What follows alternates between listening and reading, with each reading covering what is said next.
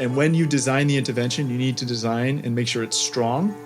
And by strong, I mean, do you actually think this is a hammer that can pound the nail that you want in terms of impact? Do you want sales to go up 20%? How big of the hammer do you need when you design it?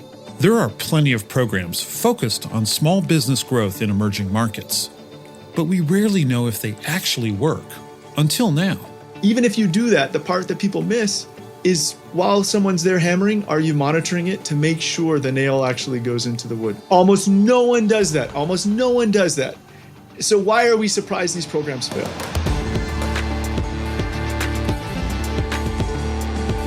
Welcome to the second season of Grit and Growth from Stanford Seed, the show where Africa and South Asia's intrepid entrepreneurs share their trials and triumphs, with insights from Stanford faculty on how to tackle challenges and grow your business. Imagine this. You run a small business in a developing economy. Maybe you've got 5 or 10 employees. Business is fine. There's enough money to go around, but you're not growing. In the back of your mind, you have the sense that there's more there. More customers, more revenues, more profits. If only you tried something different. But it's a full-time job just to keep the place up and running. You don't have the time and money to risk on a plan that might fail. So what's the most reliable way to grow your business? This question has stumped many, including a lot of generous donor and development agencies who have money and a mandate to support small businesses, and yet few proven strategies. But there's been some exciting research on this front in recent years. We now have hard evidence that measures small business interventions in emerging markets, which ones are effective, how effective they are, and whether they're worth the investment. So on this episode, we're going to discuss small business support programs that have been proven to work. And when I say proven, I mean in the most rigorous way possible. We'll explore 3 studies that have been conducted on the ground with African entrepreneurs over the past 5 years. Each study covers a separate small business intervention, remote coaching, classroom learning, and key function delegation.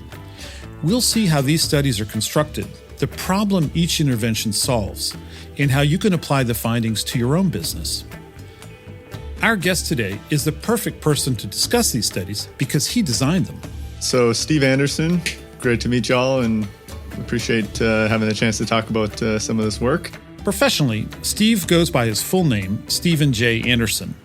So currently I'm at UT Austin at the McCombs School of Business. Previously I was at the Stanford GSB.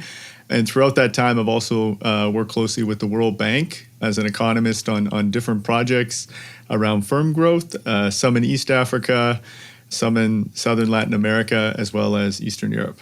Steve's work in developing economies is driven by his own experience growing up poor in Canada.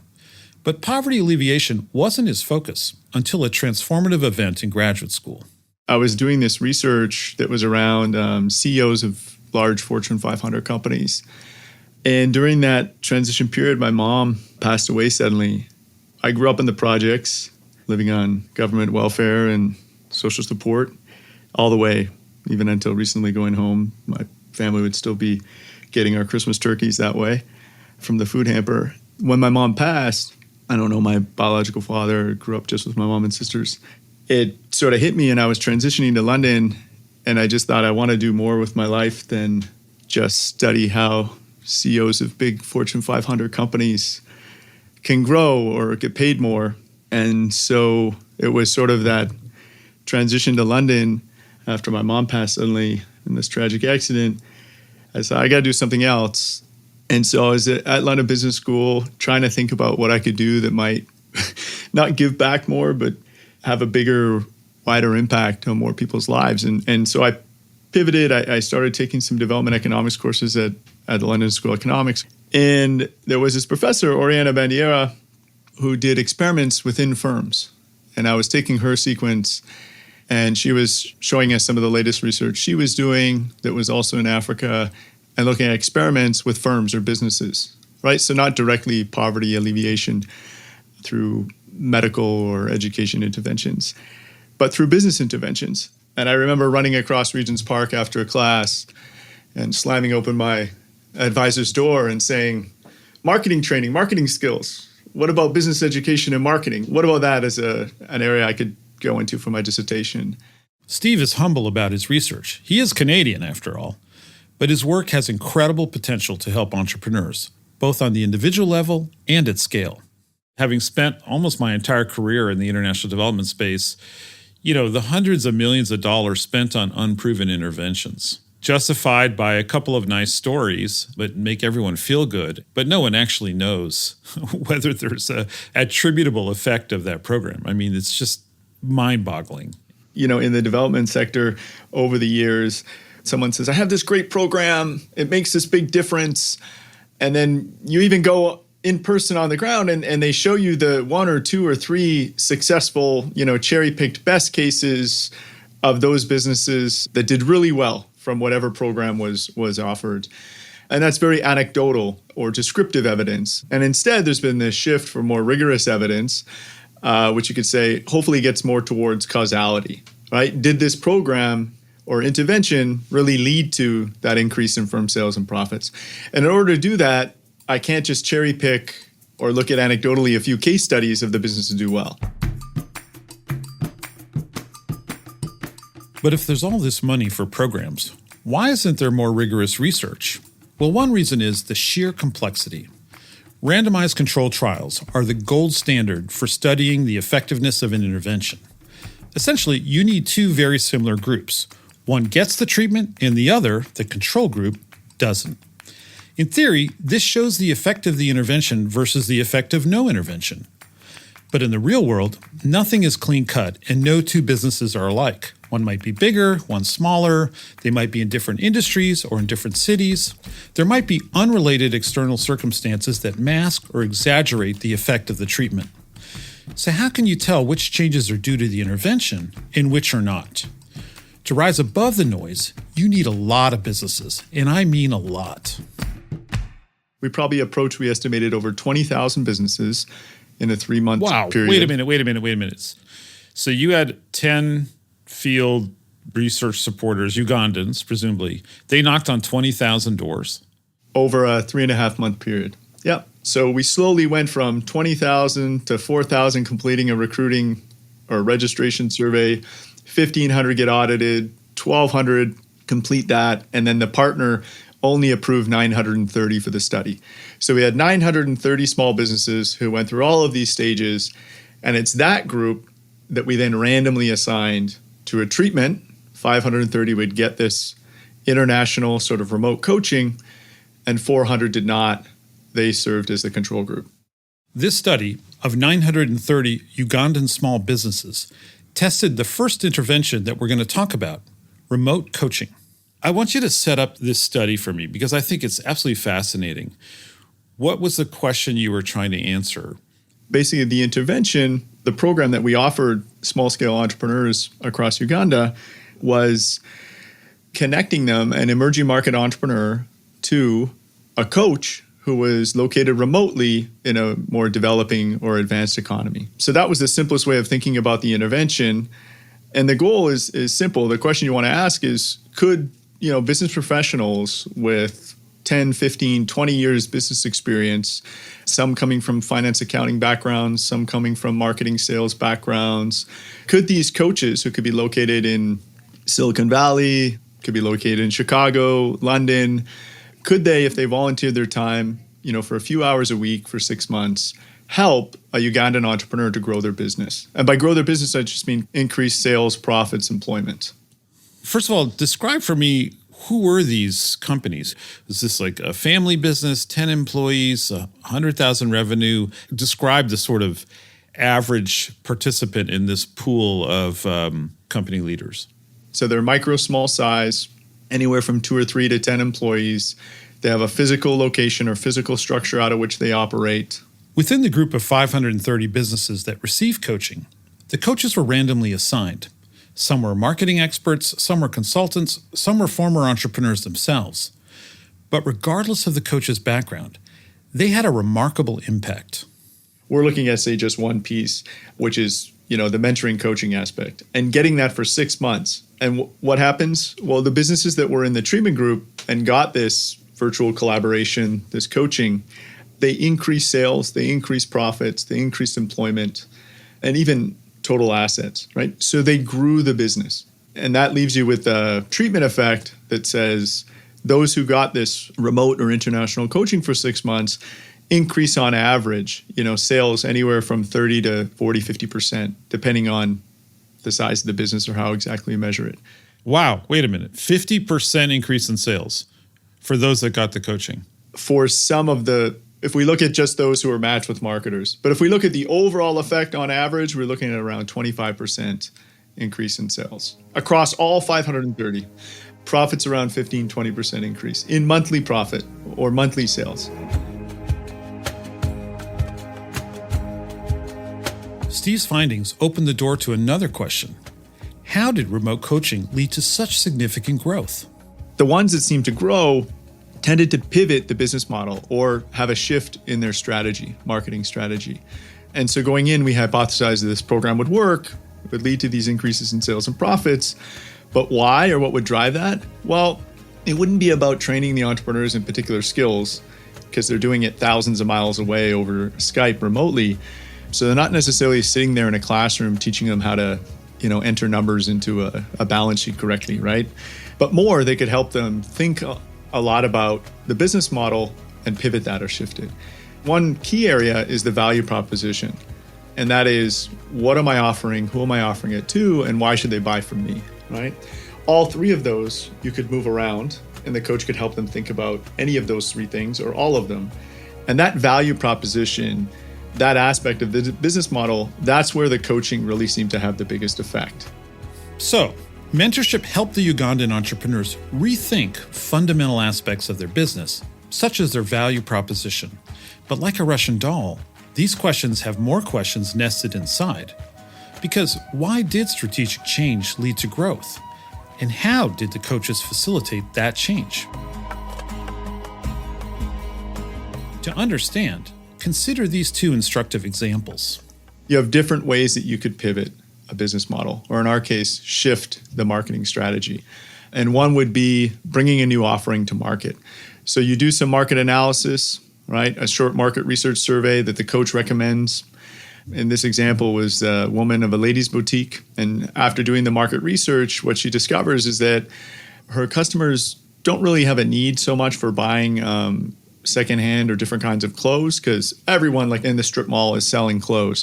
What they really want is her consultancy on the fashion trends, right? And not necessarily on the traditional clothes she sells. So she starts switching the business model to a new offering. And now she's offering consulting for events, for special activities where she's, yes, I'll sell you the clothes, but I'm also actually going to consult on the clothes, the styles, the colors for different functions, events, festivals, right? And so she pivots or shifts the strategy in terms of her value proposition, right? And we would call that a new offering type of marketing strategy shift or a pivot in the business model. Typically, another way to pivot or another way to shift the business model that people don't think about is actually to do less. So one of the businesses, they narrowed the offering, they narrowed the product portfolio. And this was an auto mechanic shop that was doing a broad mix of repairs. They do the analysis, they do the market research and find out the margins are really low. They're not profitable with all of these repairs or everything they're offering. And the coach, gets them to analyze which of the services are the most popular, which also are the services that make the most money. And they realize actually tire rotations and oil changes, they're done quickly. And this is the thing that the largest number of customers in that marketplace want. So he narrows the focus of the business, cuts out a whole bunch of the offerings that weren't profitable or weren't highly in demand, and only focus on those that would make him the most money, right? And that's also counterintuitive to the broader audience out here. Sometimes you need to strip out features or functions of your offering and focus on those that most appeal to this largest target market that you can make money on.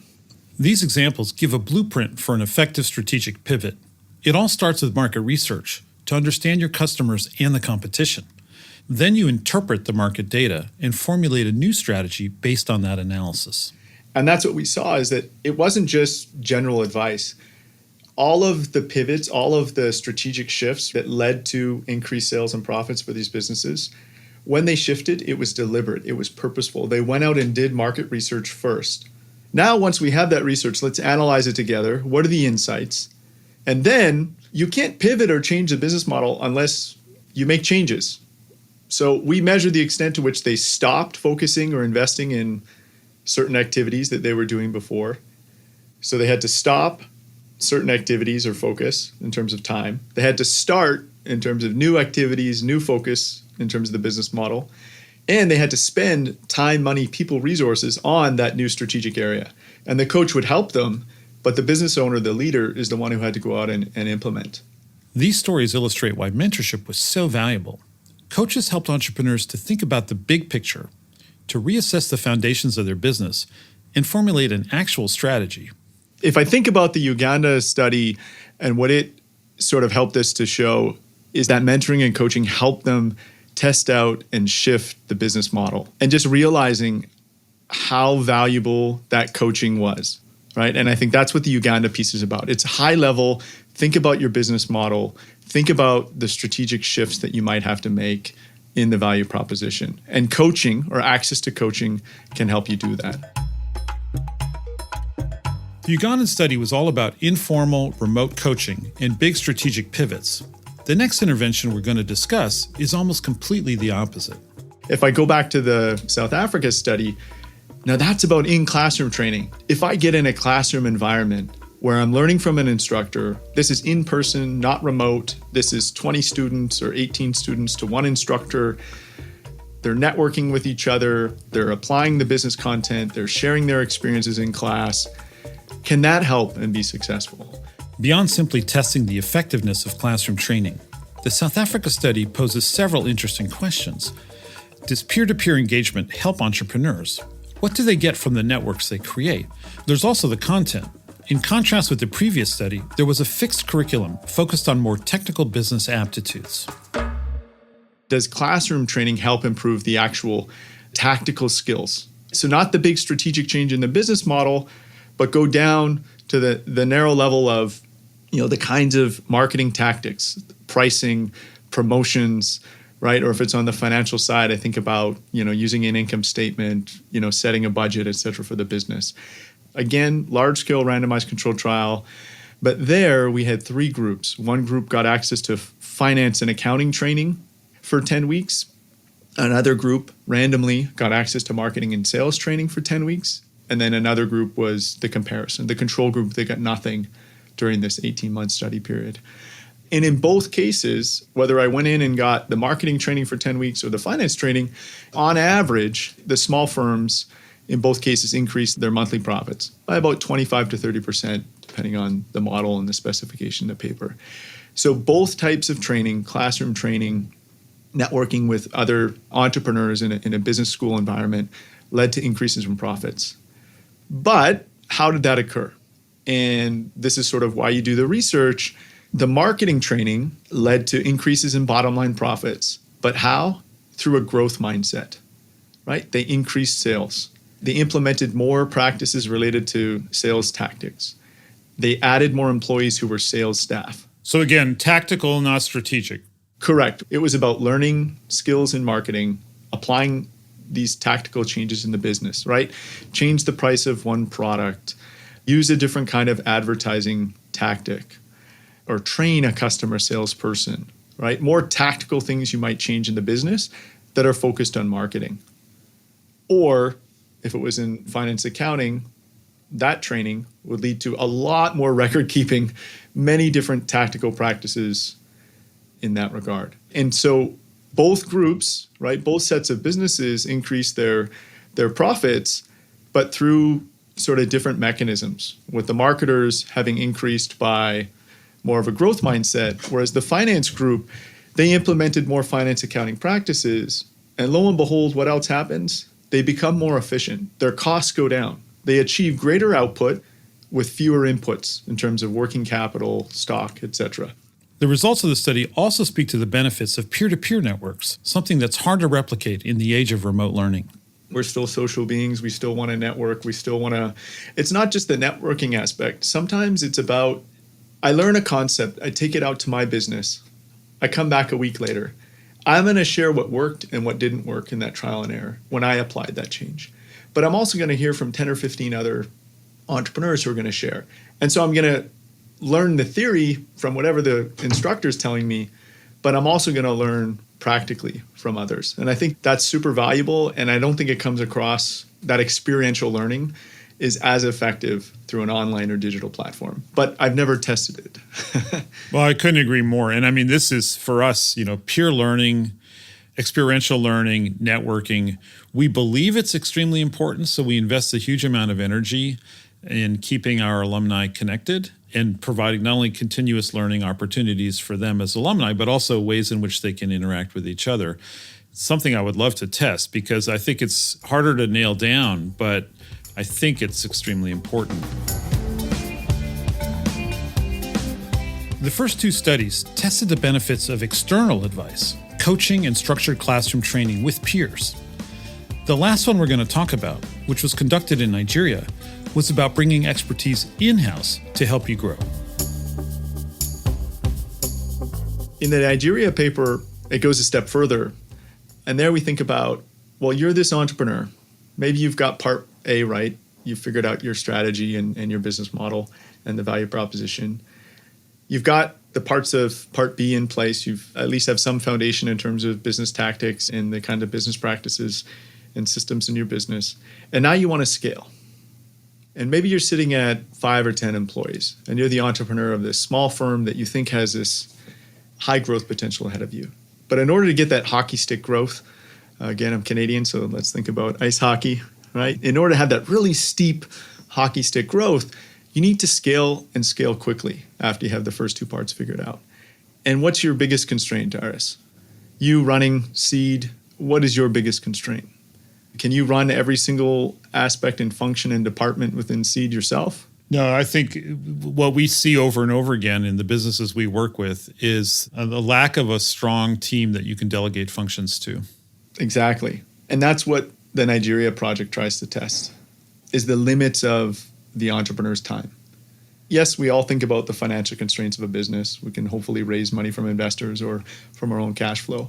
But in order to scale up, you need a strong team around you. You need to be able to trust. You need to be able to delegate. You also need expertise.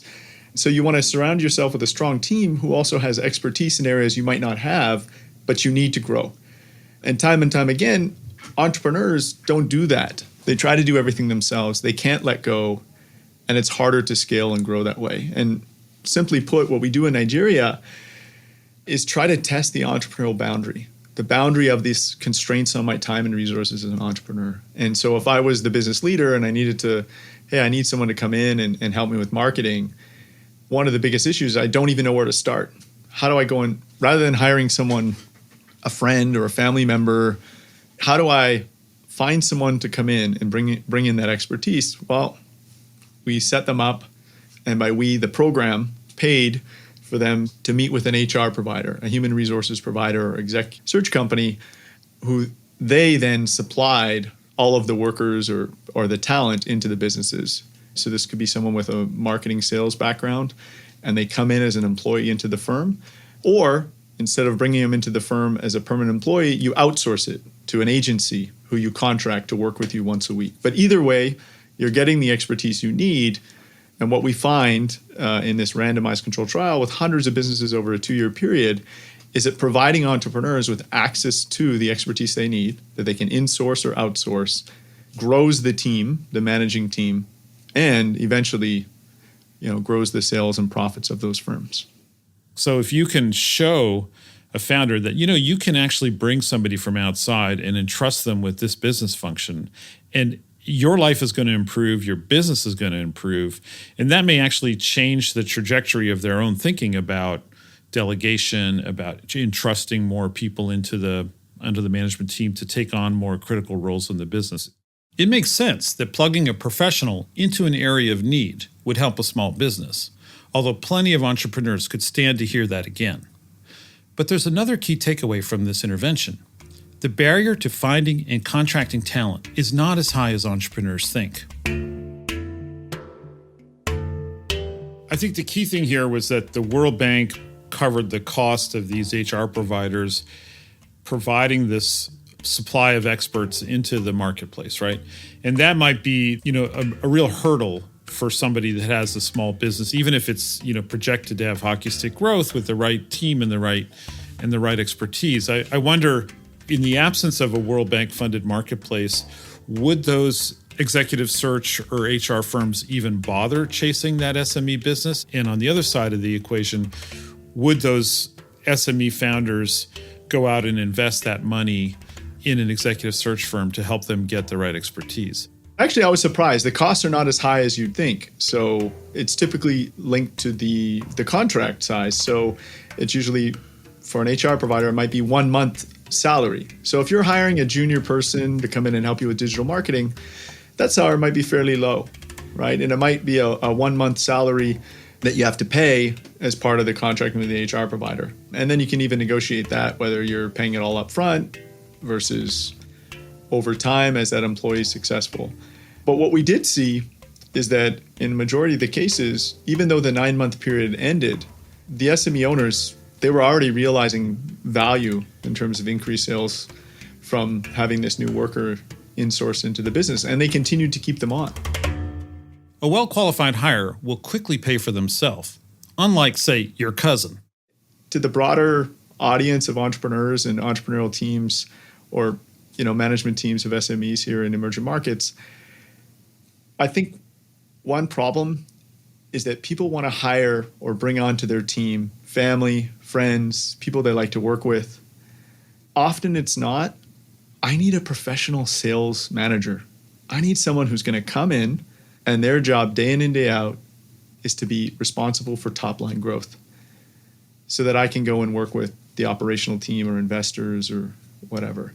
So I would urge you, instead of bringing in a friend or family member next time, to think about, how can I professionalize the sales force? How can I professionalize the marketing sales function to drive growth? Because it's going to be a lot easier to pay those people if you have new revenue coming in. But that's often not what comes to mind first. It's exciting to think about how Stephen's findings could be applied at scale in programs that reach thousands of entrepreneurs. But just because the methods are proven to work, it doesn't mean they're easy to implement. It's classic, right? Someone will say, well, look at this fascinating experiment that Stephen Anderson did in South Africa. Let's take his 7-module curriculum.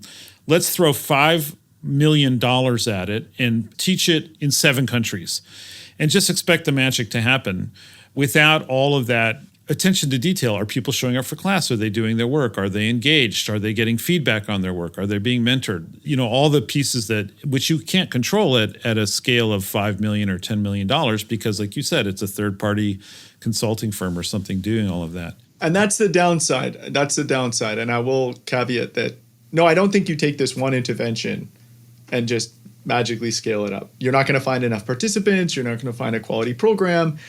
And I think the sweet spot is somewhere in between, where can I take, I've described 3 or 4 different interventions programs today. Could I take all 3 or 4 of those, put them together in a program, and not scale it to thousands, but maybe scale it to a couple hundred a year, and have a really strong program that works on strategic business model change, works on tactical business skills, looks at how I'm going to grow the team in a way that brings the right experts in, puts all of that together, and deliver it to a couple hundred entrepreneurs really, really well, really, really strong, right? And over time, 100 entrepreneurs in East Africa hitting hockey stick growth, 100 entrepreneurs doing that a year, I think is going to have bigger impact than spending that money trying to do 1,000 a year and none of them are that successful. No matter the scale, this work is hard. There's not a lot of fame and glory in research, but that's not what drives Steve. I think qualitatively, it's the inspiration in the majority of entrepreneurs that you meet. Once it takes hold and it makes a difference, you just feel the energy, you feel the excitement, you feel how, whether you want to call it ambition or you call it motivation or like desire to do better for themselves, their family, their workers, it's just the most inspiring thing. That's what, I don't know, motivates me, gets me inspired, gives me more energy to think of, okay, what's another intervention? What's another project we can do? How can we put these pieces together to learn more and to build better programs? Small business owners want ways to grow, but they don't have a lot of time and money to risk on unproven strategies. Steve's research demonstrates that some interventions, remote coaching, classroom training, expert hiring, can pay off. More importantly, his studies explain why each intervention worked. Hopefully, they will be the basis for more effective small business programs across the world. And this research can also be the foundation for your own interventions.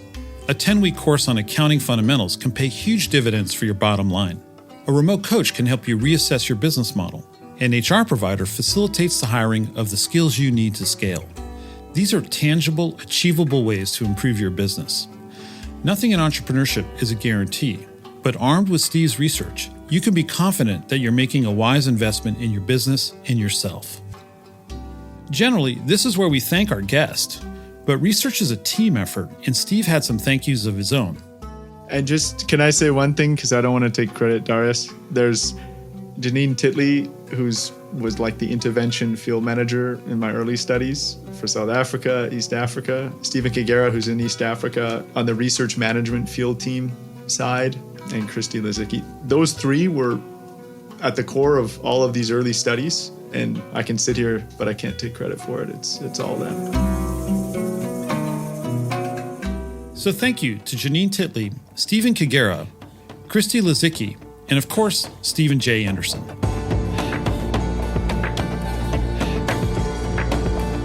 This has been Grit and Growth with the Stanford Graduate School of Business, and I'm your host, Darius Teeter. If you like this episode, leave us a review on your podcast app. It really helps us to share the stories of these incredible entrepreneurs with as many people as possible. To learn how Stanford Graduate School of Business is partnering with entrepreneurs in Africa and Asia, head over to the Stanford Seed website at seed.stanford.edu/podcast. Grit and Growth is a podcast by Stanford Seed. Erica Amoake-Ajay and VN Virgin researched and developed content for this episode.